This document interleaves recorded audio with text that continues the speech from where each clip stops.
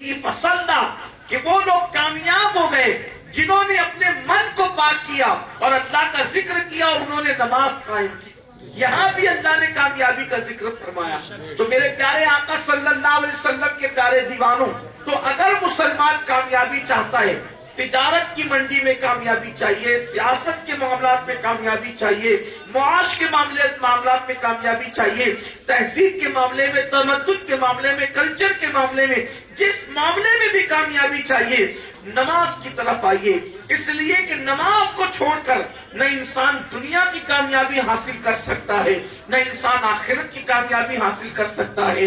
नमाज को छोड़ने वाला जलील होगा, नमाज को छोड़ने वाला नाकाम होगा, नमाज को छोड़ने वाला हलाक होगा, नमाज को छोड़ने वाला बर्बाद होगा। इसलिए कि अल्लाह के रसूल सल्लल्लाहु अलैहि वसल्लम ने इरशाद फरमाया कि जिसने जानबूझकर नमाज छोड़ दी उस शख्स से मैं बेजार हूं। अब अल्लाह के हबीब सल्लल्लाहु अलैहि वसल्लम जो रहमतुल लिल आलमीन है, अल्लाह की जितनी भी रहमतें जिसको भी मयस्सर है वो मुस्तफा जान रहमत के सदक़े में मयस्सर है। अब जब रहमतुल लिल आलमीन जिससे बेजार हो तो वो अल्लाह की रहमत का मुस्तहिक कैसे हो सकता है और उसको अल्लाह की रहमतें कैसे मिल सकती है। अगरचे आजकल मेरी कौम के जवान मुसलमान बिलखुसूस, नमाज तो मुसलमानों पर ही फर्ज है, लेकिन नमाज को लोग हल्का समझते हैं, बहुत हल्का समझते हैं। और एक बात आपको बताऊं, जो नमाज को हल्का समझे वो मुसलमान नहीं रह जाता। नमाज को हल्का समझने वाला काफिर है, नमाज की बेहुरमती करने वाला काफिर है। अल्लाह के हबीब सल्लल्लाहु अलैहि वसल्लम ने फरमाया कि मोमिन और काफिर के दरमियान जो फर्क करने वाली चीज है उसी को नमाज कहते हैं। ये नमाज का उन्वान मुसलमानों में तकरीर करने का है ही नहीं, ये नमाज का उन्वान मुसलमानों में तकरीर करने का है ही नहीं, बल्कि मुसलमान जो होगा वो तो नमाजी ही होगा। ईमान और नमाज दोनों का एक दूसरे से बड़ा गहरा ताल्लुक है।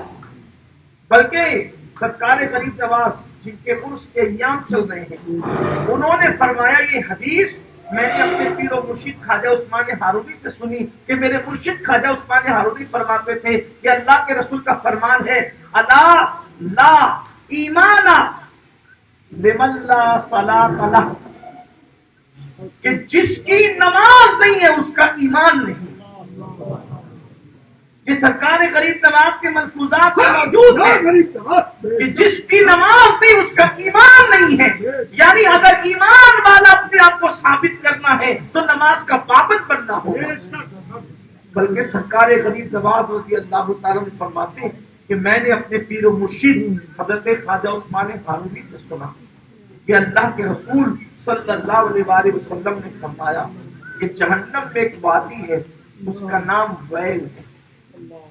जहन्नम में एक वादी उसका नाम वैल है, और ये वैल नाम की जो वादी है इसमें पूरे जहन्नम में जो अजाब है सबसे ज्यादा सख्त तरीन अजाब अगर किसी वादी में है तो वो वैल नामी का।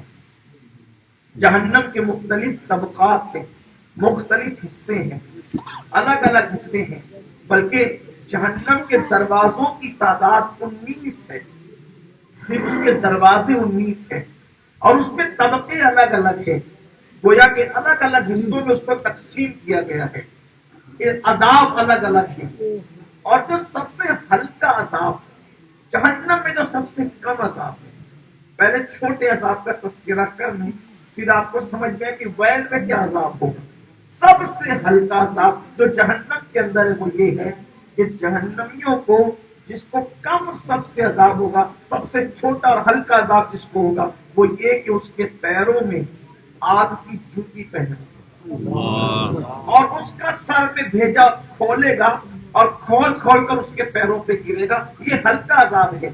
और सबसे बड़ा अजाब वैल नामी वादी के अंदर, वादी वैल के अंदर है। हज़रत गरीब नवाज फरमाते हैं कि 70,000 मर्तबा जहन्नम ने रोकर, कितनी मर्तबा? 70,000 मर्तबा जहन्नम ने रोकर के पूछा, अल्लाह یہ ویل نامی وادی کے اندر جو عذاب ہے وہ کس کے لیے؟ یہ کوئی کہانی قصہ نہیں ہے. یہ جو ہم غفلت میں اپنی زندگی کو گزارتے ہیں، زندگی کا ہر سیکنڈ گزر رہا ہے. یہ جو گھڑی کا سیکنڈ کاٹا آگے بڑھ رہا ہے، ہر سیکنڈ ہمیں موت سے قریب کر رہا ہے. ہر گھنٹہ جو گزر گیا وہ ہمیں موت سے قریب کر رہا ہے. ایک گھنٹہ گزرا ہم ایک گھنٹہ موت سے قریب ہو گئے. ایک دن گزرا ہم ایک دن موت سے قریب ہو گئے. ایک سیکنڈ گزرا ایک سیکنڈ ہم موت سے قریب ہو گئے. ہماری زندگی برف کی طرح پگھل رہی ہے. زندگی کسی کی بڑھ نہیں رہی ہے. پیدا ہونے کے بعد ہماری زندگی گھٹ رہی ہے. جیسے فیکٹری سے برف کی لادی نکلنے کے بعد اس میں کبھی بڑھوتری نہیں ہوتی، اس میں کبھی اضافہ نہیں ہوتا، وہ پگھلتی رہتی ہے. ویسے ماں کی شکم سے باہر آنے کے بعد اپنی زندگی ہر مرتبہ گھٹ رہی ہے.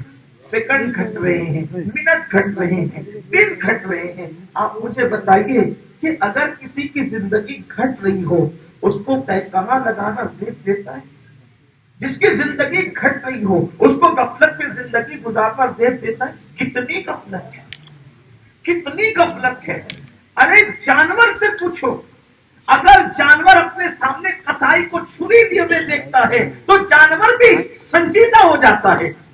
جانور بھی چارہ کھانا چھوڑ دیتا ہے، جانور بھی مستی چھوڑ دیتا ہے، جانور بھی سنجیدہ ہوتا ہے موت کو قریب دیکھ کر کے. کتنی افسوس کی بات ہے اے مسلمانوں، کیا ہم جانور سے بھی بدترین فکر والے ہو گئے کہ جانور کسائی کے ہاتھ میں چھری دیکھ کر کے اتنا سنجیدہ ہو جاتا ہے کہ وہ چارہ اور پانی تک چھوڑ دیتا ہے اپنی موت کو سامنے دیکھ کر کے. لیکن ہماری موت تو ہر وقت ہماری نگاہوں کے سامنے ہے. موت کی تلوار سر پہ لٹک رہی ہے، ہر سیکنڈ ہم موت سے قریب ہو رہے ہیں، قریب سے قریب تر ہو رہے ہیں. لیکن افسوس ہم نے موت کی کیا تیاری کی، ہم نے قبر کی کیا تیاری کی، ہم نے میدان محشر کی کیا تیاری کی. اللہ اکبر. جس مال کا دینے کا اللہ نے وعدہ کیا، جس روزی کا دینے کا اللہ نے وعدہ کیا، اس روزی کے لیے رات و دن محنت کر رہے ہیں، رات و دن دوڑ دھوپ کر رہے ہیں. نہ گرمی دیکھتے ہیں، نہ سردی دیکھتے ہیں، نہ برسات دیکھتے ہیں، نہ دھوپ دیکھتے ہیں، نہ چھاؤں دیکھتے ہیں. اللہ اکبر. نہ رات کا اندھیرا دیکھتے ہیں، نہ دن کا اجالا دیکھتے ہیں. رات دن محنت میں لگے ہوئے. مال چاہیے، مال چاہیے، مال چاہیے، مال ہی مال چاہیے. اللہ اکبر. کاروبار کے لیے انسان 8-8 گھنٹہ ایک جگہ پہ بیٹھتا ہے تو اٹھتا تک نہیں ہے. لیکن آپ سے میں پوچھنا چاہتا ہوں میرے آقا صلی اللہ علیہ وسلم کے دیوانوں، جس مال کے لیے جانوروں کی طرح محنتیں کی جا رہی ہے، جس مال کے لیے رات و دن محنت کی جا رہی ہے، میں یہ نہیں کہتا کہ محنت نہ کرو، بالکل کرو، لیکن یہ مال کتنا لے جاؤ گے قبر میں؟ تھوڑی دیر سوچو، تھوڑی دیر غور تو کرو، کتنا مال لے جاؤ. فرعون کون سا مال لے گیا جو ہم لے جائیں؟ نمرود کون سا مال لے گیا جو ہم لے جائیں؟ بخت نصر لے گیا کہ ہم لے جائیں گے؟ نہ کافر مال ساتھ میں لے کر گئے، نہ مومنوں کو مال ساتھ میں لے کے جا رہے ہیں. بڑی مشہور سی وہ بات آپ نے تقریروں میں بار بار سنی ہے، لیکن ہم بیدار کیوں نہیں ہوتے؟ ہم ہوش میں کیوں نہیں آتے؟ غفلت ہے، غفلت ہے، صرف غفلت ہے. کب تک کے خواب غفلت میں پڑے رہیں گے؟ کب تک کے خواب غفلت میں سوتے رہیں گے؟ سکندر اعظم جس نے آدھی سے زیادہ دنیا فتح کی، میں اپنے جوانوں کو بتانا چاہتا ہوں سکندر سے میری طبیعت بہت متاثر ہوئی. اس کی وجہ یہ ہے کہ سکندر کا زمانہ قبل مسیح کا زمانہ ہے. عیسیٰ علیہ السلام کی پیدائش سے پہلے کا زمانہ ہے سکندر کا. سکندر کو پڑھیے، اگر آپ ہسٹری کے طالب علم ہیں، اگر آپ تاریخ کے طالب علم، پڑھیے اس کو، سکندر کو. سکندر قبل مسیح والا معاملہ ہے، یعنی عیسیٰ علیہ السلام سے ان کی پیدائش سے پہلے کا معاملہ. جب سکندر پیدا ہوا، جسے سکندر اعظم دنیا کہتی ہے، اس پہ لوگوں نے فلمیں بنائی، مووی بنائی، اور بہت لوگوں نے اس پہ تحقیق کی. لیکن اصل سکندر کی زندگی کو پڑھیے جو علماء نے لکھا ہے. موویوں کے اندر تو مبالغہ سے کام لیا جاتا ہے اور اس کے اندر کوئی حقائق نہیں ہوتے، حالانکہ ہم اسی کے عادی ہو گئے. جو اس میں بتایا جاتا ہے اسی کو سچ سمجھتے ہیں. اللہ اکبر. جب سکندر نے آنکھ کھولی، اس کا باپ یونان کے چھوٹے سے دیہات کا بادشاہ تھا. ایک چھوٹے سے دیہات کا بادشاہ تھا اس کا باپ. سکندر نے آنکھ کھولنے کے بعد ایک منصوبہ بنایا کہ میرا باپ چھوٹے سے دیہات کا بادشاہ ہے، میں پوری دنیا کا بادشاہ بنوں گا. اور 16 یا 17 سال کی عمر میں وہ پوری دنیا فتح کرنے نکلا۔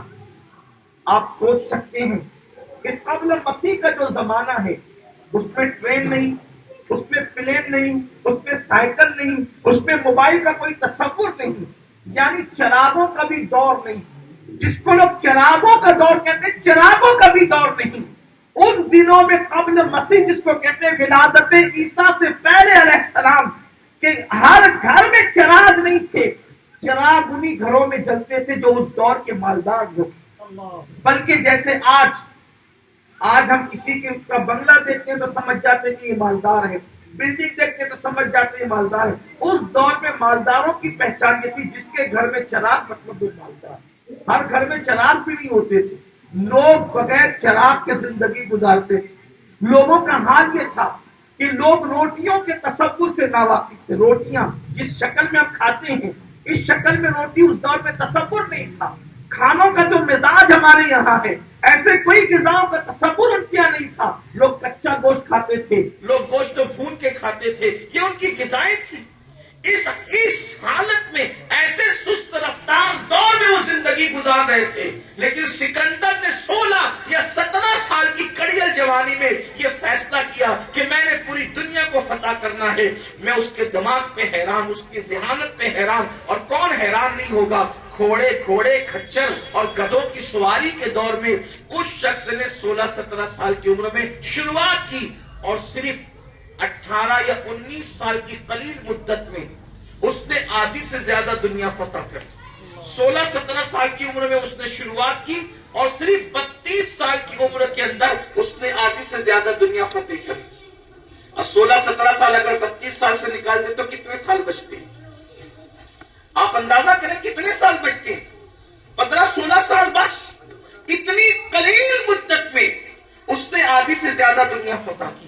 آج امریکہ اور برطانیہ جیسے ممالک کو لوگ سپر پاور کہتے ہیں، یہ ممالک بھی 15-16 سال میں چند ممالک کو فتح کرنے کی ہمت نہیں رکھتے، جبکہ میزائل کا دور ہے، بموں کا دور ہے، پٹرول کا دور ہے، ہوائی جہاز کا دور ہے، فوجوں کی تقسیم ہے، کہیں پر ہوائی فوج ہے، کہیں پر بحری فوج ہے، کہیں پر بری فوج ہے۔ ایسی بڑی بڑی افواج ہونے کے باوجود بھی لوگ چند ملک کو فتح نہیں کر پا رہے ہیں۔ اس نے آدھی سے زیادہ دنیا فتح کی تھی۔ اتنا ذہین تھا، اتنا طاقتور تھا، اتنا ہوشیار تھا، اتنا دانا تھا، لیکن 8 مہینے اور 32 سال وہ کل جیا۔ 32 سال 8 مہینے وہ جیا، اور 32 سال 8 مہینے کی عمر میں بابل کے مقام پر اس کو ٹائیفائڈ کا مرض ہوا۔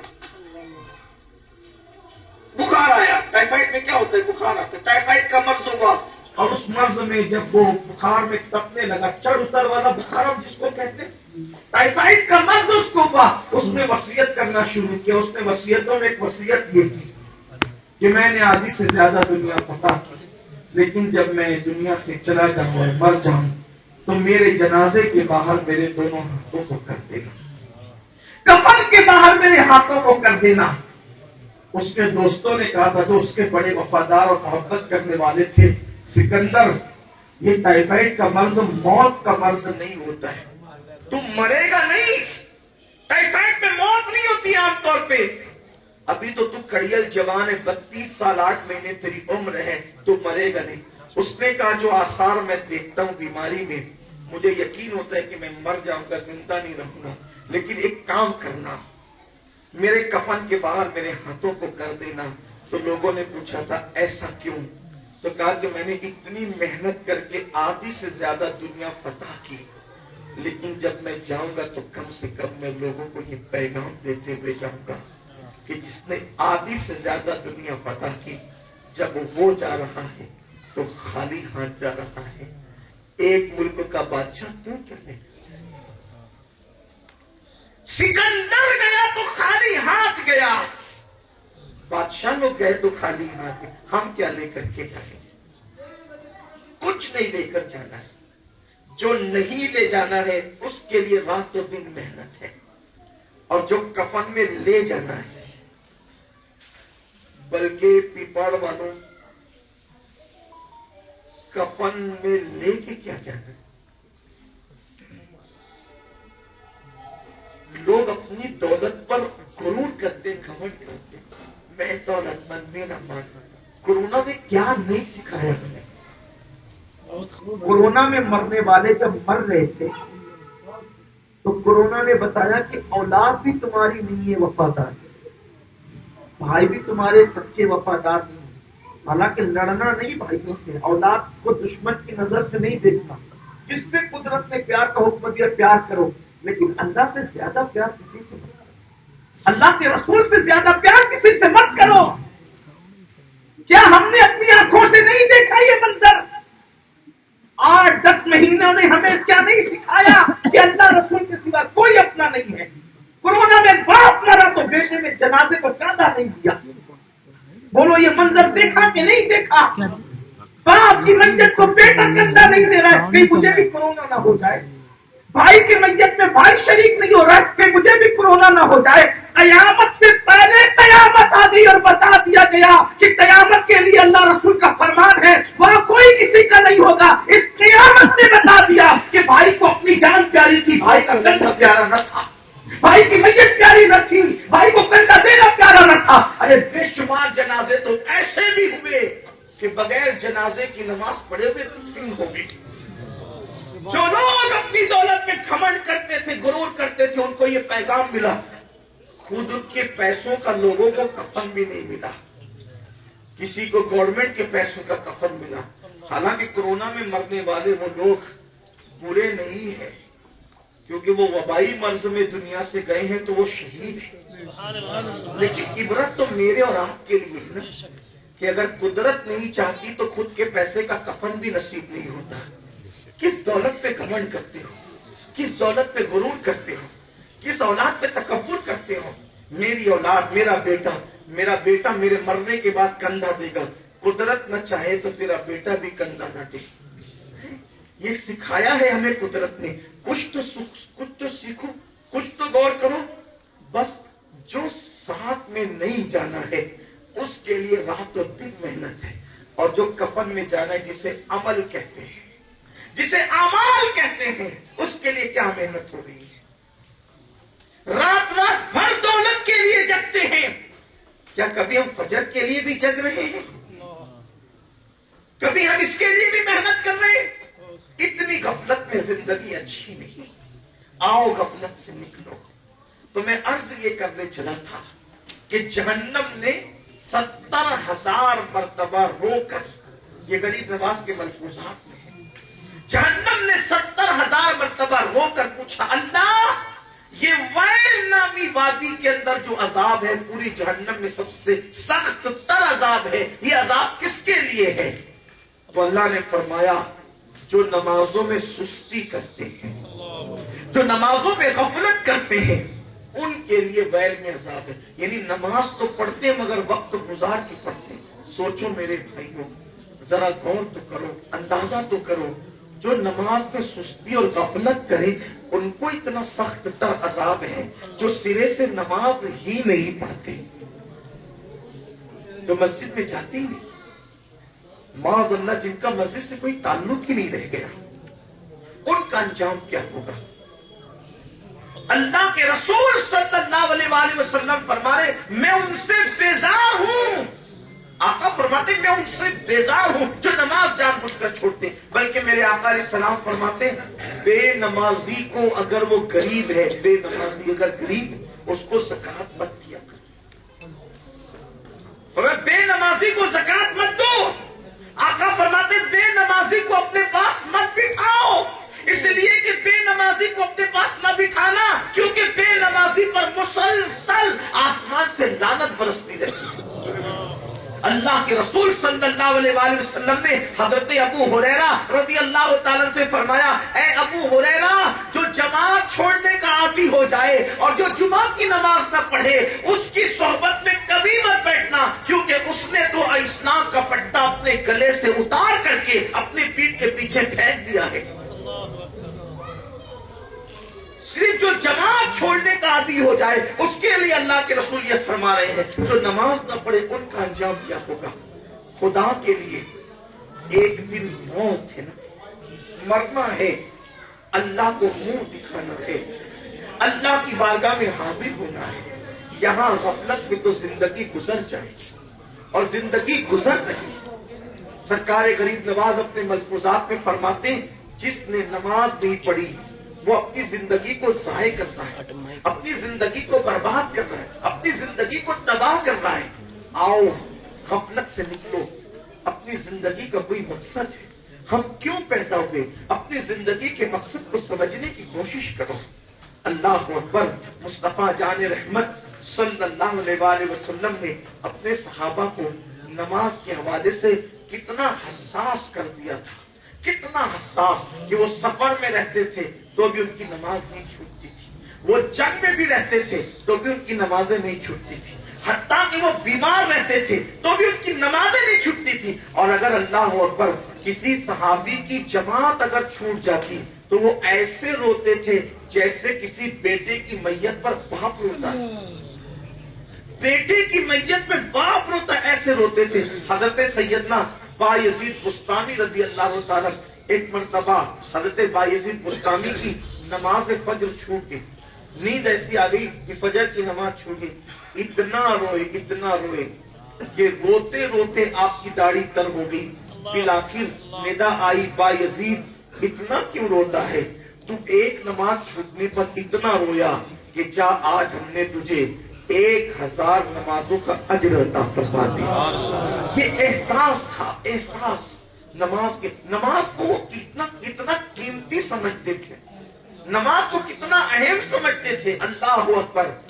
کہ بیٹے کی موت پر ان کو اتنا صدمہ نہیں ہوتا تھا, بیٹے کی موت پر ان کو اتنا غم نہیں ہوتا تھا جتنا نماز کے چھوٹ جانے پہ غم ہوتا تھا.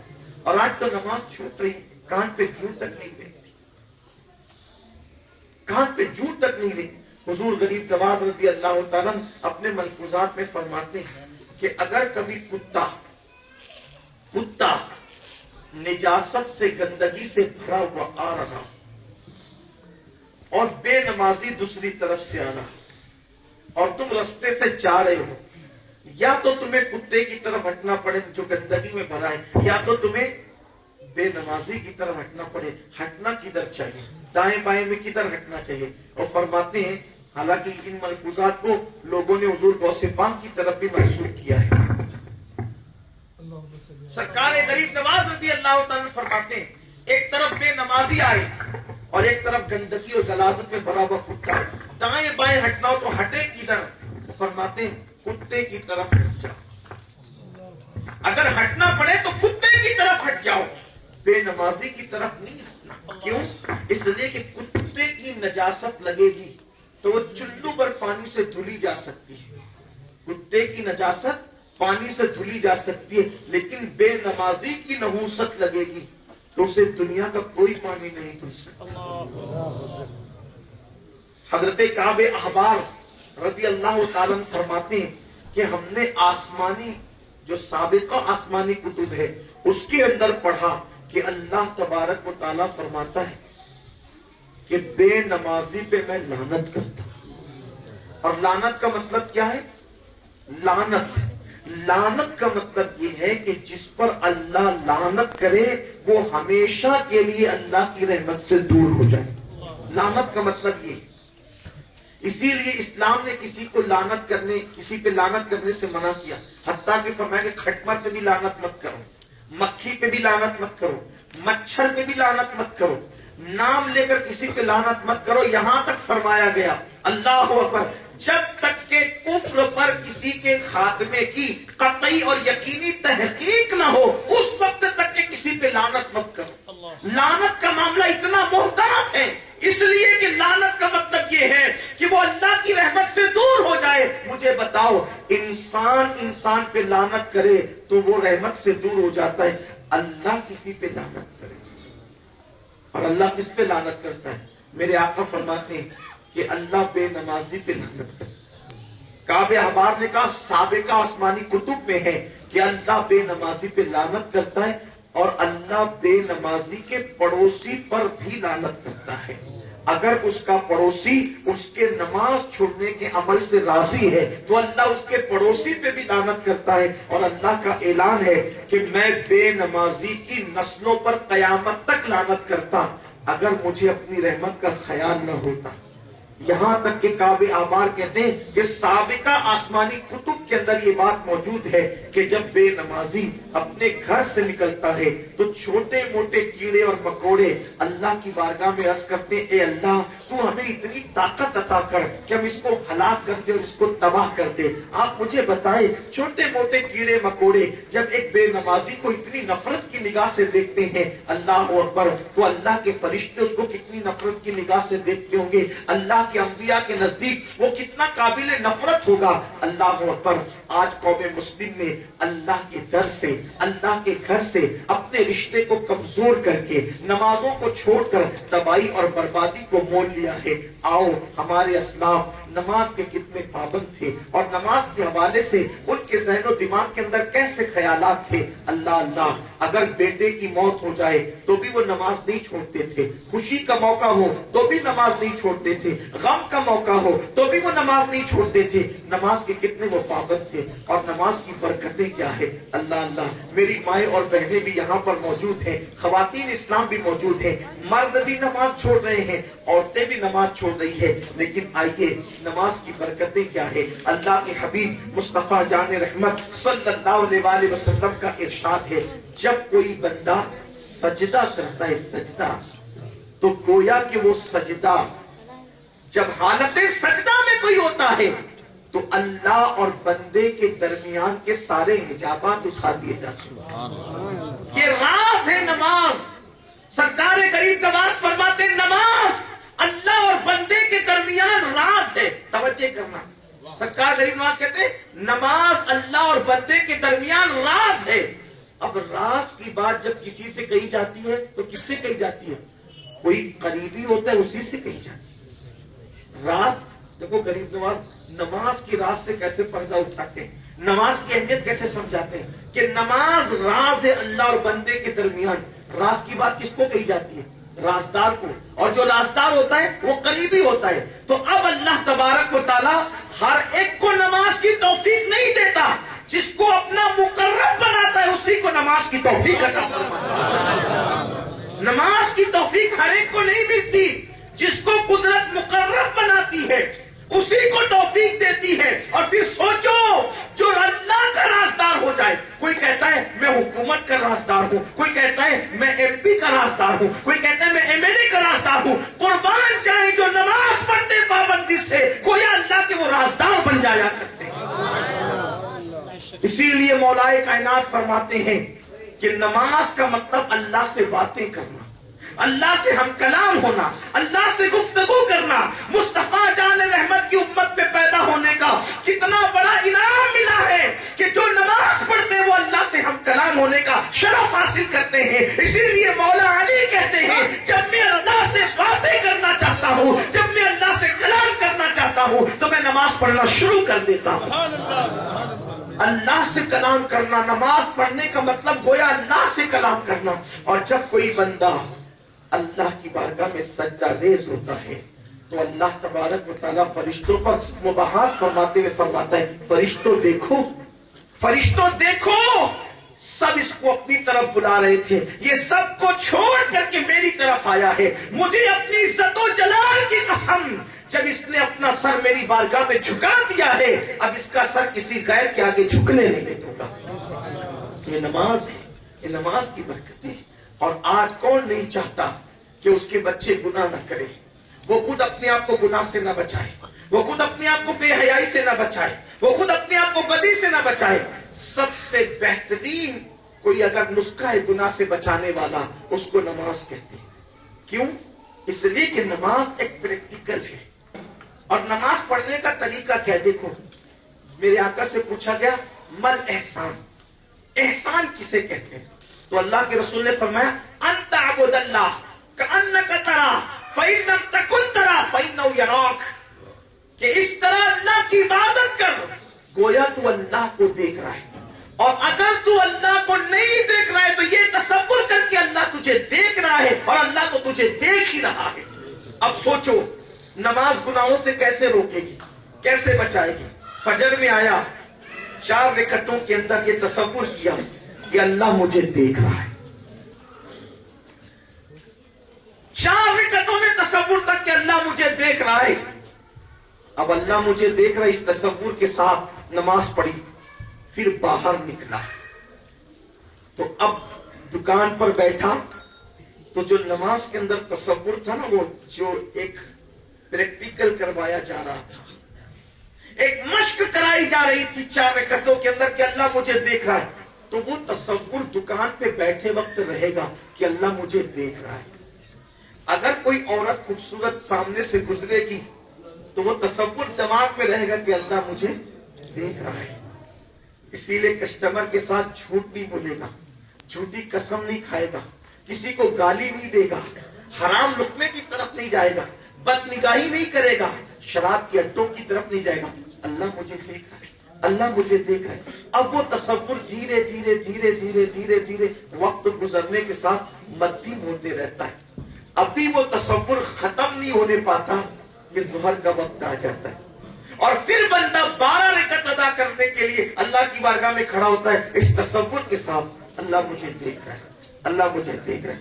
12 रकातों में ये तसव्वुर गोया के प्रैक्टिकल करवाया जाता है और मश्क कराई जाती है। अब ज़ुहर की नमाज पढ़ के निकला तो असर तक के अब वही दिमाग में रहता है, अल्लाह मुझे देख रहा है, अल्लाह मुझे देख रहा है। तो असर तक गुनाहों से बचा रहे। असर में फिर 8 रकात पढ़ी या 4 रकात पढ़ी, अल्लाह मुझे देख रहा है। मगरिब तक वो तसव्वुर, मगरिब में फिर 7 रकात पढ़ी या 5 रकात पढ़ी या 3 रकात पढ़ी, इशा तक वो तसव्वुर, फिर इशा में 17 रकात पढ़ी या 5 रकात 17 रकात पढ़ी या 7 रकात पढ़ी या 4 रकात पढ़ी, जो भी पढ़ी, अब वो तसव्वुर कि अल्लाह मुझे देख रहा है। तो वो रात भर वो तसव्वुर उसको गुनाह से बचाएगा। आप देखना, जो भी बंदा नमाज पढ़ना शुरू कर देता है, धीरे धीरे वो दीन के करीब आने लगता है, वो अल्लाह के करीब आने लगता है, वो मजहब के करीब आने लगता है। नमाज की खुसूसियत है कि नमाज इंसान को दीन के करीब करती है, नमाज इंसान को अल्लाह के करीब करती है। अल्लाह अकबर।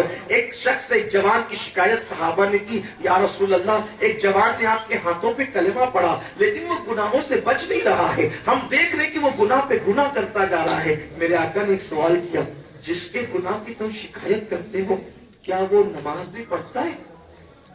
क्या वो नमाज भी पढ़ता है? हाँ या रसूल अल्लाह, वो नमाज भी पढ़ता है। आका ने मुस्कुरा के फरमाया, अगर वो नमाज पढ़ता है तो एक दिन उसकी नमाज उसको गुनाहों से जरूर रोकेगी, एक दिन उसकी नमाज उसको गुनाहों से रोक लेगी, क्योंकि अल्लाह का ऐलान है, इन्नस्सलात तन्हा अनिल फहशाई वल मुनकर, कि नमाज इंसान को गुनाहों से रोक लेती है, बुरी बातों से रोक लेती है, बेहयाइयों से रोक लेती है। इस पर कितना यकीन था। एक मर्तबा फारूक आजम रज़ी अल्लाह तआला के दौर में एक नौजवान लड़की के पास एक लड़का है और उस नौजवान लड़की से उस लड़के ने कहा कि तू कितनी खूबसूरत है, मुझे तुझसे मोहब्बत हो गई है, क्या तू मेरी ख्वाहिशात को पूरा कर सकती, क्या तू मेरी तमन्ना को पूरा कर सकती? सोचे आप कि एक खूबसूरत लड़की को एक लड़का गुनाह की दावत दे रहा है, लेकिन वो लड़कियां भी किस कदर पाक दामन और किस कदर दीनदार और किस कदर अल्लाह से डरने वाली थी। उनके दिलों में अल्लाह की खशियत और खौफ कैसा था कि उन लोगों ने गुनाह की तरफ बढ़ने की बजाय गुनाहों से लोगों को रोकने के लिए कैसी कैसी तदाबीर की। आज बड़ा भयानक दौर है, हम कितने भयानक दौर से गुजर रहे हैं कि अल्लाह अकबर, कोई एक दूसरे को गुनाह से रोकने वाला ही नहीं, कोई एक दूसरे को गुनाह से टोकने वाला ही नहीं। सब गुनाहों के दलदल में ऐसे हैं जैसे सब एक हम्माम में बरहना खड़े हो। अब गुनाहों को गुनाह समझा ही नहीं जाता। अब अगर कोई किसी को गुनाह की दावत दे तो फैशन समझा जाता है। याद रखना, बुजुर्गों ने फरमाया, जहां गुनाह है वहां फना है, जहां गुनाह है वहां फना है। कौमों ने जब जब भी गुनाह किया, मेरे अल्लाह की गैरत को चैलेंज किया, तो मेरे अल्लाह ने उस कौम को तबाह और बर्बाद कर दिया। जहां भी गुनाह होगा वहां फनाइयत होगी, फना हो जाएंगे लोग, बस्तियां वीरान होगी, लोग तबाह और बर्बाद होंगे। आप क्या समझते हैं? ये जो तंग दस्ती है, ये जो घरों के अंदर नफरतों की आग लगी हुई है, یہ جو باپ کے ساتھ بیٹے بے وفائی کر رہے ہیں، یہ جو ماں باپ کے ساتھ اولاد بدسلوکی کر رہی ہے، یہ جو لوگوں کے دلوں پر اچھی باتیں اثر نہیں کرتی، وجہ کیا ہے؟ گناہ کرتے کرتے دل اتنے سخت ہو گئے کہ اب ہمارے دل ایسے سیاہ ہو چکے ہیں، ایسے پتھر کی طرح ہو چکے ہیں کہ اب ہدایت کی باتیں اثر نہیں کرتی۔ دل نرم نہیں ہے، دل ہے ہدایت قبول نہیں کرتے، اس لیے کہ قدرت جن دلوں پر مہر لگا دیتی ہے گمراہی کی، پھر وہ حق سننے سے محروم ہو جاتے ہیں۔ ہمارا انجام کیا ہے؟ ہماری اولادوں کا انجام کیا ہے؟ ایک لڑکی کو ایک نوجوان گناہ کی دعوت دیتا ہے اور وہ لڑکی اس کو جواب میں کیا کہتی ہے؟ اگر معاذ اللہ آج کسی لڑکی کو کوئی گناہ کی دعوت دے تو پلٹ کر کے اس طرف سے بھی اظہار گناہ ہوتا ہے۔ اللہ ماشاءاللہ، سب کی بات نہیں کرتا، آج بھی پاک دامن بچیاں موجود ہیں دنیا میں، لیکن اکثریت، بلکہ اب تو ایسے حالات آگے معاذ اللہ کہ لڑکیوں کی طرف سے خود گناہ کی دعوت دی جاتی ہے، حالانکہ ایسا ماحول پہلے کبھی نہیں دیکھا گیا تھا۔ اس کی وجہ سیریل، اس کی وجہ فلمیں، اس کی وجہ بے پردگی، اس کی وجہ آوارگی۔ بیٹیوں پر تو پابندیاں رہ بھی نہیں گئی۔ آج کل تو لوگ سمجھتے ہیں کہ بیٹی کو پابند کر کے رکھنا یہ دقیانوسیت ہے، بیٹی کو پابند کر کے رکھنا یہ تو پرانا خیال ہے۔ چھوڑ دو بیٹیوں کو ایسے جیسے کھوٹے سے صبح کو گائے چھوڑ دی جاتی ہے چرنے کے لیے، جیسے بکریاں اور بکروں کو چھوڑ دیا جاتا ہے صبح کے وقت چرنے کے لیے، جیسے مرغیوں کو دربے سے باہر کر دیا جاتا ہے چرنے کے لیے۔ یاد رکھو، ہماری بیٹیاں ہیں، بیٹیاں، مرغیاں نہیں پال رہے ہیں، ہم بیٹیاں پال رہے ہیں، بکریاں نہیں پال رہے، ہم بیٹیاں پال رہے ہیں۔ اور بیٹیوں کو سمجھا کیا ہے؟ ہم نے بیٹیوں کو سمجھا کیا ہے؟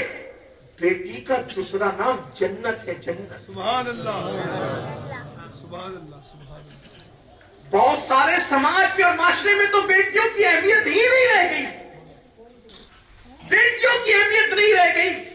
بیٹیوں کو نفرت کی نگاہ سے دیکھا جاتا ہے، بیٹیوں کو ذلت کی نگاہ سے دیکھا جاتا ہے، بیٹیوں کو رسوائی کی نگاہ سے دیکھا جاتا ہے۔ او بیٹیوں کو ذلت کی نگاہ سے دیکھنے والوں، ہم بیٹیاں پال رہے ہیں، مرغیاں نہیں کہ چھوڑ دیں اسے، کسی کے حوالے کرتے، جہاں جاری جانے دیں۔ واللہ ہمارے یہاں بیٹی کا دوسرا نام جنت ہے، پیدا ہوئی تو ماں باپ کے لیے جنت۔ یہاں پر ایک بات آئی بیٹیوں کی تو میں خلاصہ کرنا چاہتا ہوں۔ آج کل بیٹے پیدا ہو بڑی خوشی منائی جاتی ہے، مٹھائیاں بٹتی ہے، بیٹا ہوا ہے، اور شیئر کیا جاتا ہے، بیٹا ہوا ہے، بیٹا ہوا ہے، بیٹا۔ بیٹی پیدا ہو کسی کو پتہ ہی نہیں چلتا، منہ اتر جاتا ہے، منہ سیاہ ہو جاتے ہیں، چہرے کی رونق اڑ جاتی ہے۔ کیوں؟ کیوں؟ بیٹیوں کے دشمنوں سنو، یہ بھی دین سے دوری کا نتیجہ ہے کہ آج بیٹیوں سے نفرت کی جا رہی ہے۔ بلکہ حیرت تو اس بات پر ہے کہ باپ کا تو منہ اترتے ہی اترتا ہے، ماں کا بھی منہ اترتا ہے، بیٹی پیدا ہوئی۔ میں پوچھتا ہوں میری بہن، تو بیٹی کی پیدائش پہ غمگین ہے تو کون تھی؟ تو بھی تو بیٹی ہے، جوان ہونے کے بعد تو ماں بنی ہے۔ بیٹیوں سے نفرت کرنے والوں کو کہنا چاہتا ہوں، سن لو، ہمارے بزرگوں نے فرمایا جب بیٹا پیدا ہوتا ہے تو قدرت کہتی ہے جا اور اپنے باپ کی مدد کر۔ جب بیٹا پیدا ہوتا ہے تو قدرت کہتی ہے جا اور اپنے باپ کی مدد کر، لیکن جب بیٹی پیدا ہوتی ہے تو قدرت کہتی ہے جا تاکہ میں تیرے باپ کی مدد کروں۔ بیٹا، جملے پہ غور کریں، بیٹے کی پیدائش پر کہا جا رہا ہے تو جا کے اپنے باپ کی مدد کر، اور بیٹی کی پیدائش پہ کہا جاتا ہے جا تاکہ میں تیرے باپ کی مدد کروں۔ تو بیٹا پیدا ہونے پر بیٹا باپ کا مددگار بنتا ہے، اور بیٹی پیدا ہونے پر بیٹی کے باپ کا مددگار اللہ بن جاتا ہے۔ مجھے بتاؤ، بیٹا جوان ہو کر باپ کی مدد کرے گا یا نہیں کرے گا اس کی کوئی گارنٹی نہیں ہے، لیکن میرا اللہ جس کا مددگار ہو جائے پھر اس کو کسی کی مدد کی ضرورت ہی نہیں پڑتی۔ اور پھر سن لو میرے آقا علیہ السلام کا فرمان ہے کہ جس گھر میں بیٹی پیدا ہوتی ہے اس دن اس گھر میں 70,000 فرشتے اترتے ہیں.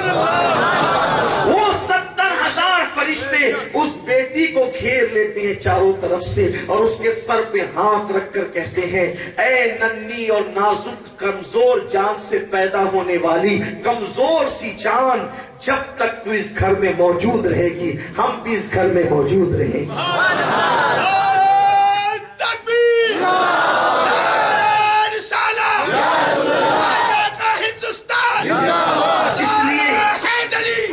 اس لیے میں آپ سے بھی اور اپنی بہنوں سے بھی کہتا ہوں بیٹیوں کو بوجھ مت سمجھنا، بیٹیوں سے نفرت مت کرنا، اس لیے کہ بیٹی اللہ کی رحمت ہے، بیٹی اللہ کی طرف سے رحمت ہے. بلکہ قربان جائیں ایک مرتبہ میرے آقا علیہ السلام اور میرے سرکار کے ساتھ ان کے صحابہ کہیں پر جا رہے تھے. صحابہ کرام نے ایک مکان دیکھا، گھر دیکھا. حضور علیہ السلام کے ساتھ رہتے رہتے صحابہ کی نظر میں وہ تاثیر پیدا ہو گئی تھی کہ صحابہ کرام ظاہر کو دیکھنے کے ساتھ ساتھ باطن بھی دیکھ لیا کرتے تھے.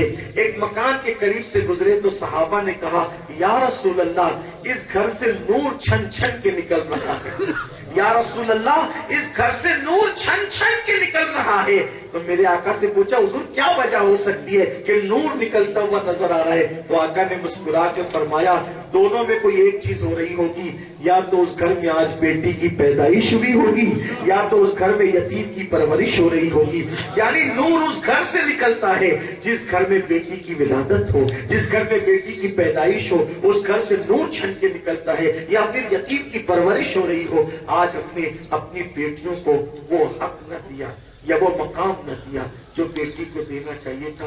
بلکہ بیٹی کی بات آئی ہے تو عرض کروں میرے آقا علیہ السلام فرماتے ہیں اگر تمہارے گھر میں 1 عدد بیٹا ہو اور 3 عدد بیٹیاں ہو اور تم سفر سے آؤ اور گفٹ لے کر کے آؤ تو پہلے ایک لوتے بیٹے کو گفٹ مت دینا بلکہ پہلے گفٹ بیٹی کو دینا.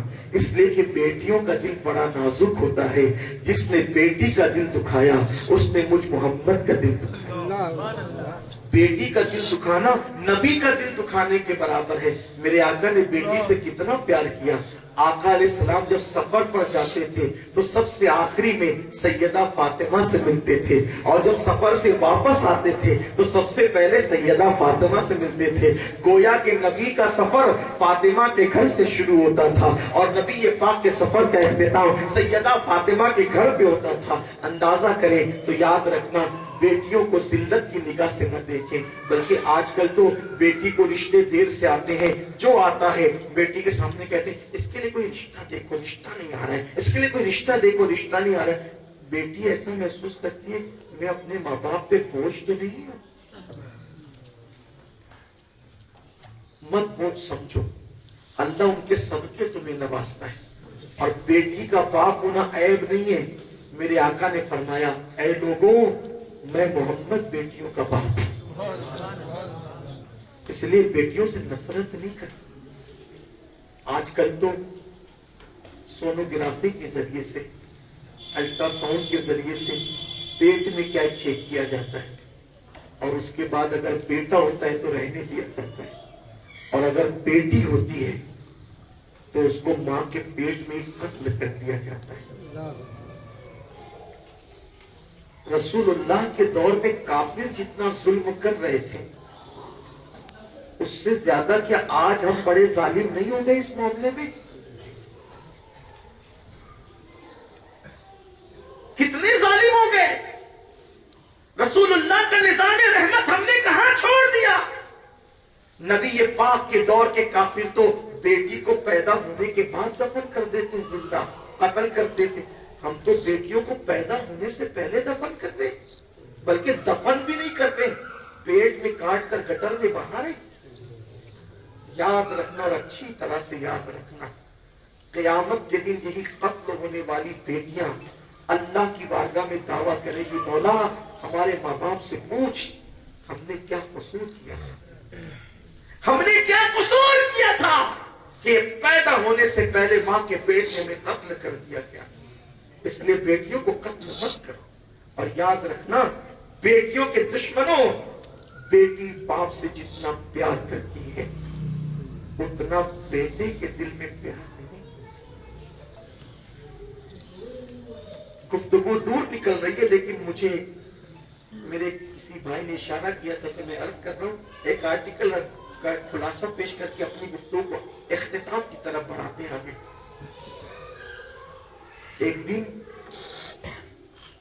ایک دن میاں بیوی نے آپس میں بیٹھ کر کے اپنے مسائل شیئر کیے. بیوی نے کہا مبارک ہو، ڈاکٹر نے خوشخبری سنائی ہے کہ میرے پیٹ میں بچہ ہے. آپ کی کیا خواہش ہے کہ بیٹا پیدا ہونا چاہیے کہ بیٹی؟ شوہر نے کہا میں بیٹی چاہیے، مجھے بیٹی چاہیے. بیوی نے کہا کیوں؟ تم بیٹی کیوں چاہتے ہو؟ تو اس نے بتایا بیٹی اس لیے چاہتا ہوں کہ ایک دن ہمارے گھر میں واقعہ ہوا تھا، اس دن سے مجھے بیٹی سے پیار ہو گیا. بیوی نے پوچھا کون سا واقعہ؟ بیوی نے پوچھا کون سا واقعہ ہو گیا تھا؟ تو شوہر نے بیوی کو یاد دلایا واقعہ یہ ہو گیا تھا کہ جب ہم نے شادی کی، پیار محبت کی شادی، تو ہم نے ایک دوسرے سے وعدہ کیا تھا. تم نے بھی مجھ سے وعدہ کیا تھا کہ تمہارے ماں باپ آئیں گے ہم ان کو اپنے گھر میں داخل ہونے نہیں دیں گے کیونکہ انہوں نے ہمارا بائیکاٹ کیا، ہمیں ذلیل کیا، ہمیں رسوا کیا. تو میں نے وعدہ کیا تھا کہ ہاں میں اپنے ماں باپ کو اپنے گھر میں آنے نہیں دوں گا کیونکہ انہوں نے ہمیں ذلیل کیا، رسوا کیا، ہماری شادی میں رکاوٹیں پیدا کی، بے عزت کیا، ہمیں سماج سے باہر کیا. اس لیے ایسے ماں باپ کو میں اپنے گھر میں آنے نہیں دوں گا. اور تم نے بھی وعدہ کیا تھا کہ میرے ماں باپ نے بھی بائیکاٹ کیا، میں بہت ذلیل کیا، لیکن میں بھی اپنے ماں باپ کو آنے نہیں دوں گی. بولو یہ وعدہ ہوا تھا؟ ہاں ہوا تھا. پھر کیا ہوا؟ ایک دن میرے ماں باپ بڑھاپے کی دہلیز پہ پہنچنے کے بعد جب ان کو کوئی کمانے والا نہ رہا، کوئی کھلانے والا نہ رہا، تو مجبور ہو کر کے اپنے دروازے پر ایک دن آئے تھے. کہاں آئے تھے؟ انہوں نے دروازے پہ دستک دی تھی. کہاں دی تھی؟ جب انہوں نے دروازے پہ دستک دی تھی تو میں نے تم سے کہا تھا کہ میرے ماں باپ آئے تو تم نے مجھے اپنا وعدہ یاد دلایا تھا کہ ہم دونوں نے دوسرے سے وعدہ کیا ہے کہ جس نے ہمیں ذلیل کیا، ہماری شادی کا بائیکاٹ کیا، سماج میں رسوا کیا، ہم ان کو اپنے گھر میں نہیں لیں گے. بولو وعدہ یاد دلایا تھا تم نے؟ کہا. تو میں نے اس وعدے کو یاد کر کے کہا تھا کہ ٹھیک ہے میں اپنے ظالم ماں باپ کے لیے دروازہ نہیں کھولوں. یہی ہوا تھا؟ ہاں یہی ہوا تھا. پھر چند دن گزرنے کے بعد تمہارے ماں باپ آئے تھے. چند دن گزرنے کے بعد تمہارے ماں باپ آئے تھے. کہاں؟ جب وہ مجبور ہو کر آئے تھے تو انہوں نے دستک دی تھی تو تم نے کہا تھا کہ دروازہ کھول دوں. تو میں نے پھر تمہارا وعدہ تمہیں یاد دلایا تھا کہ تم نے بھی تو وعدہ کیا تھا کہ جس ماں باپ نے ہماری شادی کا بائیکاٹ کیا ہم ان کو کبھی اپنے گھر میں نہیں لیں گے. اور جب میں اپنے ماں باپ کو گھر میں نہیں لیا ان کو میں نے واپس کر دیا اور تمہیں بھی واپس کرنا چاہیے. تو تم نے مجھے کیا جواب دیا تھا؟ تمہارے وعدے کی ایسی کی تیسی، میں کسی ایسے وعدے کو اہمیت نہیں دیتی کہ جو میرے ماں باپ کو چھوڑ دے. واللہ میں تو سارے وعدوں کو پیروں تلے کچل دوں گی، لیکن اپنے ماں باپ کو جو میرے گھر پہ چل کر کے آئے ہیں میں کبھی ان کو رسوا کر کے واپس نہیں کر سکتی. اس دن مجھے بیٹی کی عظمت کا احساس ہوا تھا کہ بیٹی نے شوہر کے وعدے کو پیروں تلے کچل دیا لیکن مجبور ہو کر آنے والے ماں باپ کے لیے دروازہ کھول دیا. اس دن سے میں دعا کرتا تھا اللہ جب مجھے اولاد دینا تو بیٹی ہی دینا، اس لیے کہ میں نے بیٹے اور بیٹی دونوں کو دیکھ لیا کہ بیٹے نے ماں باپ کے لیے دروازہ نہیں کھولا لیکن بیٹی نے اپنے ماں باپ کے لیے دروازہ کھول دیا. اللہ اکبر. تو بیٹی کے دل میں ماں باپ کے لیے بہت پیار ہوتا ہے. بڑی میں یہ نہیں کہتا کہ بیٹے نہیں چاہیے، دعا کرو اللہ بیٹے بھی دے. بیٹوں سے نسلیں چلتی ہیں، بیٹے بڑھاپے کا سہارا ہوتے ہیں، لیکن بیٹی سے کبھی نفرت مت کر. میں ان کو نصیحت کرنا چاہتا ہوں جو بیٹوں سے پیار کر کے بیٹی سے نفرت کرتے. اللہ بیٹے بھی دے بیٹی بھی دے آپ کو، لیکن بیٹی سے نفرت مت کرو. ان کو ماں کے پیٹ میں قتل مت کرو. ہو سکتا ہے وہی بیٹی آپ کے لیے نجات کا ذریعہ بن جائے, وہی بیٹی آپ کے لیے بڑھاپے کا سہارا بن جائے, وہی بیٹی آپ کا سائے پیڑھی بن جائے. اس لیے بیٹیوں سے نفرت نہیں کریں. اگر بیٹی سے نفرت کیوں کی جا رہی؟ اسی لیے نا شادی کون کرے گا, یہی نا شادی کون کرے گا, بوجھ بن جائے گی. یاد رکھنا قدرت جب کسی کو پیدا کرتی ہے, قدرت جب کسی کو پیدا کرتی ہے تو پیدا کرنے کے ساتھ ساتھ ابھی اس کے جسم میں جان بھی نہیں ڈالی جاتی ہے, اس دن قدرت لکھ دیتی ہے اس کو کتنا کھلائیں گے, کتنا پلائیں گے, کتنے کپڑے پہنائیں گے, کتنا کیا کریں گے, اس کا شوہر کون ہوگا, اس کی بیوی کون ہوگا, یہ سب طے کر دیا جاتا ہے. اس لیے کوئی آپ کا نہیں کھاتا, یہ بات دل پہ لکھ لو, کوئی آپ کا نہیں کھاتا, ہر بندہ اللہ کے دیے سے کھاتا ہے, ہر بندہ اللہ کی عطا سے کھاتا ہے.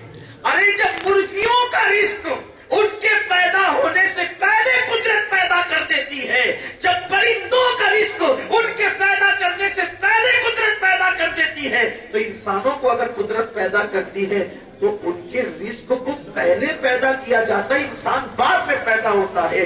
ماں کے سینے میں غذا پہلے آتی ہے, بچہ دنیا میں بعد میں آتا ہے. اس لیے کوئی کسی کو کھلاتا نہیں, اس لیے اپنی بیٹیوں پہ ظلم مت کرو, بیٹیوں کو بوجھ مت سمجھو. ہاں یہ ضرور کہوں گا کہ یہ جو ہم نے ظالمانہ طور پر جہیز کی رسم, اس کی رسم, اس کی رسم, فضول خرچیوں کے طور پہ جو شادیوں میں ہم نے بڑھا رکھی ہے نا, ظلم کے طور پہ, کافروں کے نقش قدم پہ چلتے ہوئے, مشرکوں کے نقش قدم پہ چلتے ہوئے, اس کو ختم کرو. خدا کے فضول خرچیاں شادی کی ختم کرو. شادی کے موقع پہ یہ جو بے جا رسومات ہیں ان کو ختم کرو. تو بات دور نکل گئی. آئیے اپنی گفتگو کو سمیٹ رہا ہوں, سمیٹتے ہوئے عرض کروں کہ میں نے شروعات کی تھی اس بات سے, بات دور نکل گئی کہ فاروق اعظم کے دور میں ایک نوجوان کی نظریں ایک لڑکی سے چاک ہو گئی, اور اس نوجوان نے اس لڑکی کو گناہ کی دعوت دی کہ چلو میری یہ خواہش پوری کرو.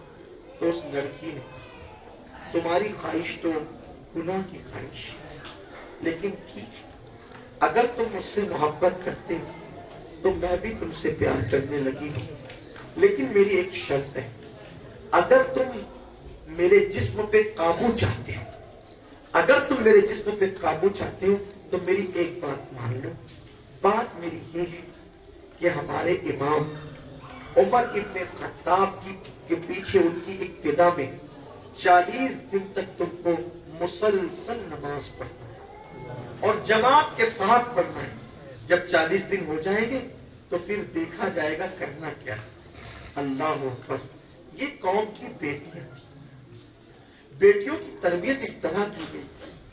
میں نے کہا نا کہ بیٹی پیدا ہو تو ماں باپ کے لیے جنت, نیک عورت کی شکل میں شوہر کو ملے تو شوہر کے لیے جنت, اور جب ماں بن جاتی ہے تو اس کے قدموں میں جنت سمٹ آتی ہے. میرے آقا فرماتے تمہارے ماؤں کے قدموں کے نیچے جنت. ایک لڑکی کو جوان گناہ کی دعوت دے رہا ہے اور لڑکی کہتی ہے ٹھیک ہے دیکھا جائے گا, لیکن 40 دن تک تمہیں ہمارے امام عمر ابن خطاب کے پیچھے ان کی ابتدا میں نماز پڑھنی. ٹھیک, مرتا کیا نہ کرتا, محبت کرنے والوں کو جو شرط رکھو مان لیتے, قبول کر لیتے. اور اس نے نماز شروع کر دی, 1 دن 2 دن 3 دن 10 دن 20 دن, لیکن جب 40 دن پورے ہو گئے تو وہ نوجوان اس لڑکی کے پاس پلٹ کر نہیں ہے, اس لڑکی کے پاس پلٹ کر رہے ہیں. لڑکی نے سامنے سے اپنی کنیز کو بھیجا, کہا جاؤ اس جوان کا حال معلوم کرو کہ کیا ہے. جب وہ کنیز گئی, کہا اے جوان, تو نے ہماری مالکہ کو کچھ پیغام دیا تھا 40 دن پہلے, بھول گیا؟ اس نے کہا بھولا نہیں ہوں, بات یہ ہے جب تک نماز نہیں پڑھتا تھا, جب تک نماز نہیں پڑھتا تھا, گناہوں میں ڈوبا ہوا تھا, 40 دن تک عمر کے پیچھے نماز کیا پڑھی ہے, اللہ نے میرے دل میں نماز کی برکت سے گناہ سے نفرت پیدا فرما دی ہے. آج ہم چاہتے ہیں کہ ہم گناہ نہ کریں, کوئی بندہ نہیں چاہتا کہ وہ گناہ کرے, ہر آدمی گناہ سے بچنا چاہتا ہے. لیکن میرے عزیز بھائیوں, اگر گناہ سے بچنا ہے اور اپنی اولاد کو گناہ سے بچانا ہے, آؤ نماز کی طرف. نماز آدمی کو گناہ سے روک دیتی ہے. اور اپنے عنوان کے تحت ایک آخری میں بات دس کر دوں اور اپنی بات مکمل کر لوں کہ نماز میں گڑ گڑانا. ہم جو نماز پڑھتے ہیں، جو نہیں پڑھتے ان کی تو بات ہی نہیں، جو پڑھتے ہیں تو جا کر دکان میں، مکان میں، بیوی میں، بچوں میں پوری نماز ختم ہو جاتی ہے. کتنا بڑا المیہ ہے کہ پوری نماز گزر جاتی ہے، پوری نماز گزر جاتی ہے. ایک سیکنڈ کے لیے بھی کبھی اللہ یاد آتا ہے؟ جس نماز میں اللہ یاد نہ آئے، جس نماز میں اللہ یاد نہ آئے، کیا وہ نماز بھی نماز ہے؟ پوری نماز ہو گئی، اللہ کا خیال ہی نہ آیا، اللہ یاد ہی نہیں آیا. قرآن تو کہتا ہے اقیم الصلاۃ لذکری، میری یاد کے لیے نماز قائم کرو.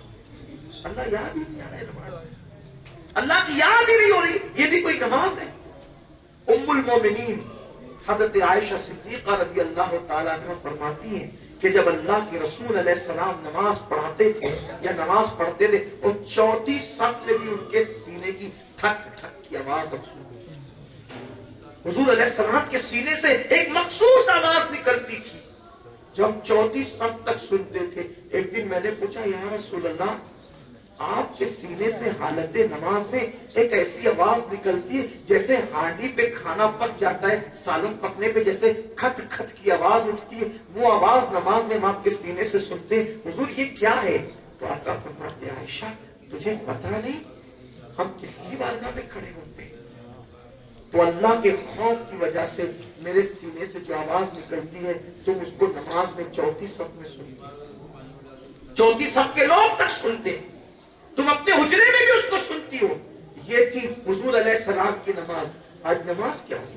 بلکہ معاذ اللہ اب تو نماز ایسے ہوگی پیر پھیلا کر، سینہ تان کر، بٹن کھول کر، کھلے سر لوگ ایسے کھڑے ہوتے ہیں جیسے مسجد میں جنگ کرنے آئے.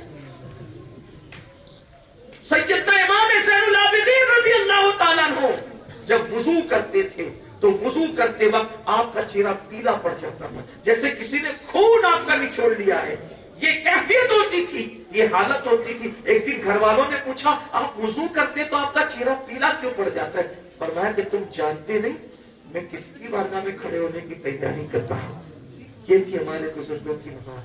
اور ہمارے امام الائمہ، سراج الامہ، کاشف الغمہ، سیدنا نعمان بن ثابت، امام اعظم ابو حنیفہ جب نماز پڑھتے تھے اور حالت نماز میں جب عذاب کی آیتیں آتی تھی، آخرت کی آیتیں آتی تھی تو آپ نماز میں روتے تھے. روایتوں میں آتا ہے اللہ اکبر کہ ایک دن آپ نے عشاء کی نماز پڑھائی. امام اعظم ابو حنیفہ نے ایک دن عشاء کی نماز پڑھائی اور عشاء کی نماز پڑھاتے ہوئے آپ نے سورہ زلزال کی تلاوت کی. اذا زلزلت الارض زلزالها واخرجت الارض اثقالها وقال الانسان ما لها يومئذ تحدث اخبارها بان ربك اوحى لها. یہ سورت پڑھی آپ نے، کیا ہے اس میں کیا ہے؟ ہم انگلش کے اور انگریزی کے جملوں کا ترجمہ تو اردو میں یاد کر لیتے ہیں، کیا ہم قرآن کی سورتوں کا ترجمہ بھی اردو میں یاد کر لیتے ہیں؟ بہت سے لوگ کہتے ہیں نماز میں دل نہیں لگتا، مزہ نہیں آتا. میں کہتا ہوں ہم صوفیہ کی طرح، ولیوں کی طرح نماز تو نہیں پڑھ سکتے، لیکن ایک آسان طریقہ نماز میں دل لگنے کا مجھے خیال آتا ہے. آسان طریقہ، نماز میں دل بھی لگے گا، مزہ بھی آئے گا. پوری نماز کا ترجمہ یاد کر لو. اللہ اکبر تکبیر تحریمہ سے لے کے السلام علیکم ورحمۃ اللہ تک پوری نماز کا ترجمہ اردو میں یاد کر لو. جب اللہ اکبر کہو گے تو دماغ میں بات آئے گی اللہ سب سے بڑا ہے. ثنا پڑھو گے تو ترجمہ دماغ میں گھومنے لگے گا. تو جب دماغ میں ترجمہ گھومنے لگے گا تو پھر دنیا کا خیال نہیں آئے گا، لطف آئے گا. کہنا کیا چاہ رہے ہو، عرض کیا ہے. بلکہ ایک واقعہ جو ہے، بات طویل ہو رہی ہے لیکن معذرت چاہتا ہوں، ذہن ہے طویل ہو رہی ہے. ایک مرتبہ ایک مسجد میں، توجہ فرمائیں، ایک مرتبہ ایک مسجد میں ایک یہودی داخل، قرآن شریف کی تلاوت ہو رہی تھی، نماز ہو رہی تھی. اس کو تلاوت بہت اچھی، یہودی کو قرآن کی تلاوت، اور واقعی کی قرآن کی تحسین ہے، قرآن کا اثر ہے. کہ قرآن اگر پڑھا جائے تو اپنا اثر قرآن دکھا کے رکھتا ہے. قرآن کی بڑی لذت ہے, بڑی برکت ہے. تو اس یہودی نے نماز مکمل ہونے کے بعد جو اس کے مسلمان دوست تھے, ان سے پوچھا کتنا اچھا پڑھ رہے تھے تمہارے امام صاحب, کہ کیا پڑھ رہے تھے؟ کہا قرآن پڑھ رہے تھے. اس کا مطلب کیا ہے؟ انہوں نے کہا ہمیں مطلب نہیں پتا, ہمارا امام بتائے گا, اس کو پتا ہے. تو امام بھی کوئی میری طرح رہا ہوگا. جب وہ دونوں مل کر کے گئے, امام صاحب آپ جو پڑھ رہے تھے کیا پڑھ رہے تھے؟ تو کہا مجھے بھی نہیں پتا. اس یہودی نے جملہ کیا کہا پتا ہے؟ کتنی عجیب قوم ہے, اپنے اللہ سے جو کہتے ہیں خود کو بھی نہیں پتا کہ کہتے کیا ہے. اپنے اللہ سے کہتے ہیں خود کو نہیں پتا کہتے کیا ہے. قرآن کا ترجمہ یاد کرنا کوئی مشکل ہے؟ سورہ فاتحہ کی 7 آیتیں ہیں, 7 آیتوں کا 7 جملوں میں ترجمہ ہے. یاد نہیں کر سکتے؟ قل هو اللہ شریف مختصر, سورہ ناس مختصر, علم ترا مختصر, یہی صورتیں تو پڑھتی ہیں. بلکہ لوگ تو 2 ہی صورتوں میں پوری زندگی گزار دیتے ہیں. گانے کئی درجن یاد کر لیں گے, قرآن کی صورتیں یاد نہیں کر سکتے. حالانکہ یاد رکھنا, سب سے زیادہ یاد کرنا اگر کوئی چیز آسان ہے تو اسے اللہ کا قرآن کہتے ہیں. کیونکہ اللہ نے قرآن میں فرمایا ہم نے قرآن یاد کرنے والوں کے لیے آسان کر دیا ہے. جتنی آسانی سے قرآن یاد ہوتا ہے اتنی آسانی سے کچھ یاد نہیں ہو سکتا. اللہ نے آسان کیا قرآن یاد نہیں کرتے. 5 منٹ میں ایک سورت یاد ہو, کوئی بیٹھے تو صحیح. ہم تو مائل بکرم ہے, کوئی ساحل ہی نہیں, راہ دکھلائے کسے راہ روے منزل کا. نہیں ہمیں پڑھنا نہیں آتا, نہیں پڑھنا تو امام کے پاس آؤ, علماء کے پاس آؤ, ہمارے ائمہ کے پاس آؤ, علماء اہل سنت کے پاس آؤ. لیکن امام لوگوں کی بھی تو قدر نہیں ہے, علماء کی بھی تو کوئی عزت نہیں ہے. نہ ماں باپ کی عزت, نہ علماء کی عزت, نہ امام کی عزت, کسی کو عزت نہیں. جج کو دیکھ کر کھڑے ہوں گے لیکن امام کو دیکھ کر بھاگیں گے. وکیل کو دیکھ کر کھڑے ہوں گے, امام کو دیکھ کے بھاگیں. یہ امام کیا ہے؟ جس کو 4-5 ہزار روپیہ دے کر کے نوکر کی طرح رکھا ہے نا, یہ امام وہ ہے جو 5 وقت دن میں اللہ کی بارگاہ میں تمہاری وکالت کرتا ہے. پیدا ہو جائیں تو کان میں اذان دینے سے لے کر مر جانے پر نماز جنازہ پڑھانے تک جو خدمت انجام دیتے ہیں ان کی ہمارے پاس کوئی قدر نہیں. یہ مسلمانوں کی فکر ہے, یہ سوچ ہے. تو بات دور نکلتی جاتی ہے اور میں جو وہ بات طویل ہوتی جاتی ہے, لیکن آپ کی محبت تقاضا کرتی اس لیے میں بات کہہ رہا تھا, سمیٹ لی جائے بات. تو جو نماز میں کہہ رہے ہو اس کو یاد کر لو, مشکل نہیں ہے. صرف 2 گھنٹے نکالو گے پوری نماز یاد ہو جائے گی. اور جب نماز یاد ہو جائے گی تو بہت لطف آئے گا. سبحان رب العظیم کا مطلب کیا ہے؟ جب اس کا ترجمہ پتا چلے گا نا, جو رکوع میں لذت آئے گی سر اٹھانے دل نہیں چاہے گا. کیا ہے سبحان ربی العظیم؟ پاک ہے میرا رب, پاک ہے میرا رب, سبحان پاک ہے میرا رب ہر عیب سے. اور وہ بزرگ ہے, عزت والا ہے, عظمت والا ہے, عظیم ہے, وہ بہت عظیم ہے. وہ میرا رب, جو رب کو میرا کہے گا رکوع میں میرا رب, میں کیسا ہوں, کتنا اللہ نے مجھے نوازا ہے کہ میرا رب, میں رب کو میرا کہہ کے پکاروں.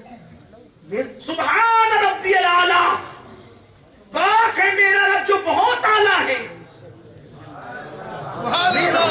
جو اللہ کو میرا رب کہے, جو اللہ کو میرا رب, اور یہ ہم نے اپنے گھر سے نہیں لایا میرا, یہ مصطفیٰ جان رحمت میں ہے. سبحان اللہ, اللہ ہمارا ہے, رب میرا ہے, اور رب جس کا ہو پھر اس کو دنیا کی فکر. سبحان اللہ, اللہ اکبر. سب سے بڑا ہے میرا اللہ, میں بڑا نہیں اللہ بڑا, بادشاہ بڑا نہیں اللہ بڑا, وزیر بڑا نہیں اللہ بڑا, صدر بڑا نہیں اللہ بڑا, سیٹ بڑا نہیں اللہ بڑا. جب ہمارا اللہ سب سے بڑا ہے تو ہمیں کسی سے ڈرنے کی ضرورت کیا ہے؟ ہمیں کیا ڈر ہے؟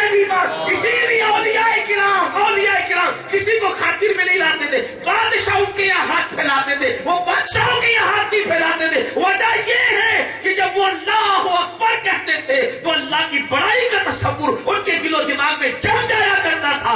جو اللہ سے مانگے پھر اسے کسی سے مانگنے کی ضرورت کیا ہے نا. وہ کہا جاتا ہے نا ایک بادشاہ شکار پر گیا, شکار کرتے کرتے جنگل میں دور نکل گیا. دور نکلا, کھانے پینے کو کوئی چیز نہیں تھی, بھوکا پیاسا پریشان. ایک جھونپڑی دیکھا تو ایک بڈھا بابا وہاں نظر آیا. اس بڈھے بابا کو کہا کہ کچھ میری مدد کر سکتے ہو. وہ بڈھا بابا جنگل میں رہتا تھا, کوئی پہچان نہیں پایا اس نے. اچھا میرے یہاں بکریاں ہیں, بکریاں, اور میں تجھے بکریوں کا گوشت تو بھون کے کھلاؤں گا, آ میرے جھونپڑے میں. بادشاہ گیا, اس نے بکری ذبح کی, خوب کھلایا پلایا. صبح کو جب وہ نکلنے لگا تو اس نے اپنی انگوٹھی دی.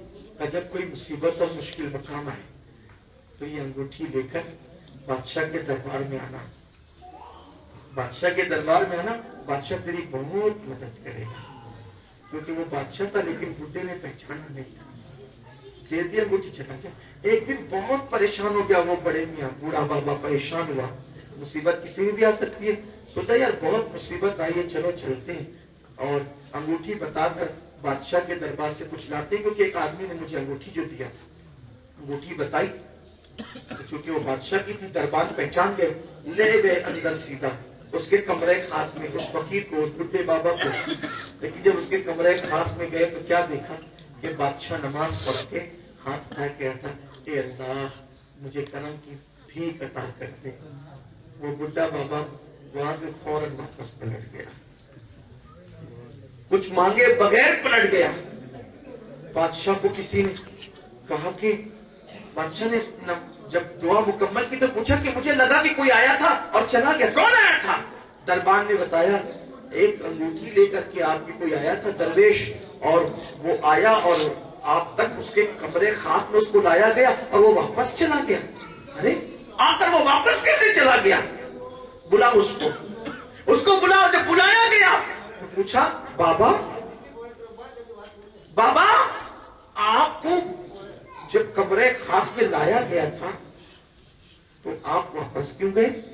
تو اس بڑے میاں نے کہا کہ بادشاہ سلامت, میں بہت پریشان ہو گیا تھا. بادشاہ سلامت, میں بہت پریشان ہو گیا تھا, کہیں سے میری بگڑی نہیں بن پا رہی تھی. تو میں نے سوچا کہ چلو بادشاہ کے در پہ چلتے ہیں اور دربار میں جا کر کے انگوٹھی دکھاتے ہیں. کیونکہ ایک اجنبی نے مجھے انگوٹھی دی تھی, میں نے اس کی خدمت کی تھی, تو اس سے کوئی فائدہ اٹھا لیتے. لیکن جب بادشاہ کی کمرے خاص میں مجھے لے جایا گیا تو میں نے دیکھا کہ بادشاہ کرے اللہ اپنے کرم کی بھیک عطا فرما. تو میری آنکھیں کھل گئی اور میں نے سوچا کہ جب بادشاہ اس سے مانگ رہا ہے جو میرا رب ہے, بادشاہ اس سے مانگ رہا ہے جو میرا رب ہے, تو پھر میں ڈائریکٹ کیوں نہیں مانگوں میرے رب سے؟ اس سے کیوں مانگوں جو خود بھکاری ہے؟ اس سے کیوں مانگوں جو خود سوالی ہے؟ ڈائریکٹ اس سے کیوں نہ مانگوں جو سب کو دینے والا ہے اور اس تک میری رسائی ہے, اس تک کھڑے ہونے کی, اس تک اس کی بارگاہ میں پہنچنے کی مجھے اجازت ہے, کھڑے ہونے کی اجازت ہے. ارے اجازت ہی نہیں بلکہ حکم ہے, ادعونی استجب لکم, مجھ سے مانگو میں ضرور عطا کروں گا. مسلمانوں, اللہ ہمارا رب ہے اور کتنی بڑی ذات ہے میرے اللہ کی. اور اللہ کہتا کیا ہے, مجھ سے مانگ میں عطا کر. مجھ سے اپنے مسائل ادھر لے جا رہے ہو, ادھر لے جا رہے ہو, اپنے مسائل کا حل کہیں نہیں ہے. اپنے مسائل کا اپنے اللہ کی بارگاہ میں کبھی گڑ گڑا کرتے دیکھو, کبھی مانگ کرتے دیکھو. تو بار بار جو میں نے بات شروع کی تھی اس کو مکمل کر لیتے ہیں کہ ہمارے امام اعظم ابو حنیفہ نے سورہ زلزال کی تلاوت کی. اس میں اللہ نے قیامت کے زلزلے کا ذکر کیا. قیامت کا جو زلزلہ آئے گا, قرآن کہتا ہے اذا زلزلت الارض زلزالها واخرجت الارض اثقالها. جب وہ زلزلہ, جو زلزلے ابھی آتے ہیں نا, یہ جھٹکے سے, صرف جھٹکے. یہ زلزلے کیوں آتے ہیں؟ پوری دنیا کی زمینوں کے اندر نس ہے, نس, شریان. جیسے ہمارے جسم میں نس ہے ویسے پوری زمین میں نسیں ہیں, اور وہ نسوں کو پکڑ کر کے ایک فرشتہ کھڑا ہوا. جہاں پر بھی پاپ, ظلم و زیادتی اور گناہ ہوتے ہیں تو اللہ تعالیٰ فرماتا ہے وہ نس پکڑ کے جھٹک, وہ ہلکا سا جھٹک دیتا ہے تو وہاں زلزلہ. اچھا زلزلہ آتا ہے تو بڑے بڑے کروڑپتی لوگ خیموں میں پناہ لینے پہ، ریلیف لینے پہ، کٹورے لے کر کے کھڑے ہونے پہ مجبور ہو جاتے ہیں، مکانات زمین کے اندر دھس جاتے ہیں. یہ سب گناہ کی وجہ سے ہوتا ہے. تو امام اعظم ابو حنیفہ نے وہ قیامت کا زلزلہ اور پھر اس پر قرآن کہتا ہے زمین انسان کے گناہ کی خبر دی. زمین کے جس خطے پر بھی انسان نے گناہ کیا تھا، زمین کا وہ خطہ پکار اٹھے گا اس نے میرے اوپر کھڑے ہو کے شراب پیا تھا، میرے اوپر کھڑے ہو کر کے زنا کیا تھا، میرے اوپر کھڑے ہو کر کے گانے سنے تھے. زمین گواہی دے. انسان کا اس کو کیا ہو گیا؟ یہ زمین کو کیا ہو گیا؟ ہم تو سمجھتے تھے کہ یہ بولنے کی طاقت نہیں رکھتی. یاد رکھنا سب سے چھپ کے گناہ کرنے والوں، ہم سب سے چھپ جائیں، رب سے نہیں چھپ سکتے. زمین گواہی دے گی، ہاتھ پیر گواہی دیں گے. تو امام اعظم قیامت اور آخرت کے تصور سے رونے لگے، موٹے موٹے آنسو بہنے لگے. اس کا اینڈ سورہ مبارکہ کا اس پر ہوتا ہے فَمَن يَعْمَلْ مِثْقَالَ ذَرَّةٍ خَيْرًا يَرَهُ وَمَن يَعْمَلْ مِثْقَالَ ذَرَّةٍ شَرًّا يَرَهُ. اگر تم نے ایک ذرے کے برابر نیکی کی ہوگی اللہ وہ بھی تمہیں دکھائے گا، اور ایک ذرے کے برابر گناہ کیا ہوگا اللہ تمہیں وہ بھی دکھائے. یرا کا دکھائے گا. یہ دکھائے گا کا تھوڑا تصور کر لیں، میری بہنیں بھی تصور کر لیں.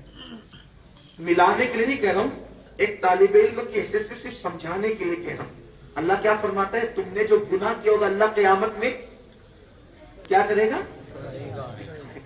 ایک بندہ ہے، اس کو پکڑے اور ہم نے کہا تو نے چوری کی تھی، تو نے چوری کی تھی، تو نے شراب پیا تھا، تو نے کسی کو گالی دی تھی. وہ کہہ رہا نہیں دی تھی، نہیں کیا تھا.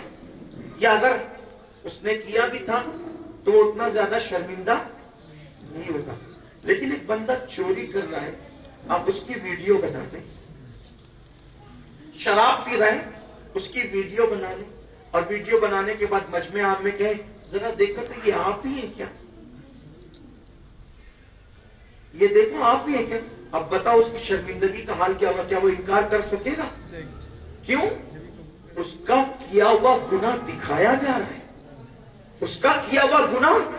اے میری قوم کے جوانوں، کس منہ سے زنا کے اڈوں پر جاتے ہو؟ کس منہ سے شراب کے اڈوں پر جاتے ہو؟ کس منہ سے اللہ کی نافرمانی کرتے ہو؟ اللہ فرماتا ہے وَمَن يَعْمَلْ مِثْقَالَ ذَرَّةٍ شَرًّا يَرَهُ. تم نے جو گناہ کیے ہوں گے اللہ وہ تمہیں دکھائے گا. کیسے دکھائے گا یہ تو وہ جانے، اس کی شان کے مطابق وہ دکھائے گا. لیکن اللہ اکبر کہیں ایسا تو نہیں کہ ہمارے گناہوں کو جو قدرت کے کیمرے میں قید کیا جا رہا ہے اور وہ چلا دیا جائے گا یہ تو ہی ہے، اور وہاں پر 2-4 لوگ نہیں ہوں گے، 10-20 لوگ نہیں ہوں گے، 10-20 ہزار 10-20 لاکھ لوگ نہیں ہوں گے، سارے اولین اور آخرین ہوں گے. جس وقت ہمارے گناہوں کو دکھایا جا رہا ہوگا اس وقت ہمارا کیا حال ہو رہا ہوگا، اس وقت ہماری ذلتوں کا کیا حال ہو رہا ہوگا. اگر اپنے گناہ صرف اپنے ماں باپ کے سامنے کوئی بیان کر دے تو اس وقت ہماری پوزیشن شرمندگی کی کیا ہوتی ہے.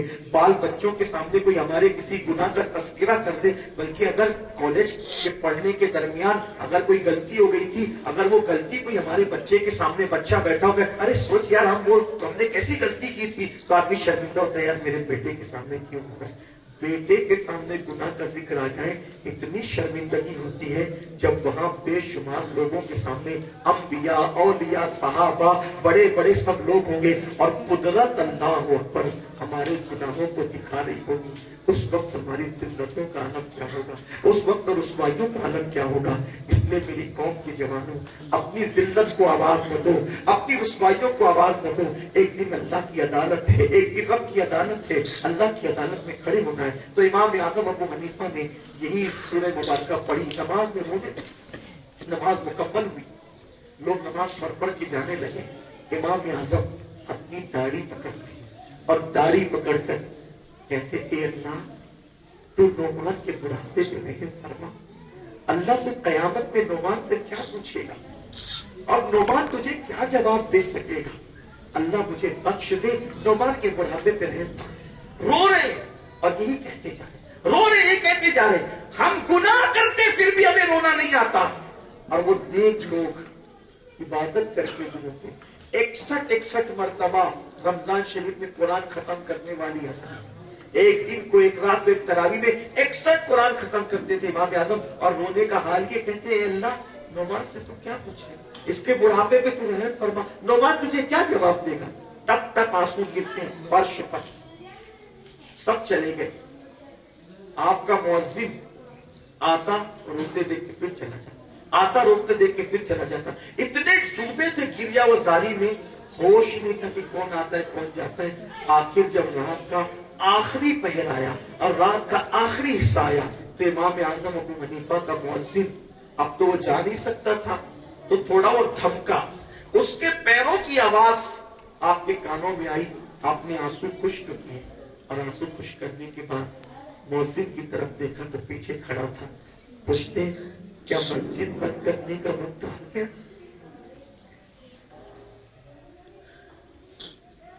ये अल्लाह वाले लोग, अल्लाह की अदालत में खड़े होने का इतना ख्याल, नमाज में रोने का ये हाल, गिड़गिड़ाने का ये, कहते क्या मस्जिद बंद करने का वक्त आ गया? मुअज्जिन ने जो आपका शागिर्द का, हुजूर मस्जिद बंद करने का वक्त नहीं आया, अब तो मस्जिद खोलने का वक्त आ गया।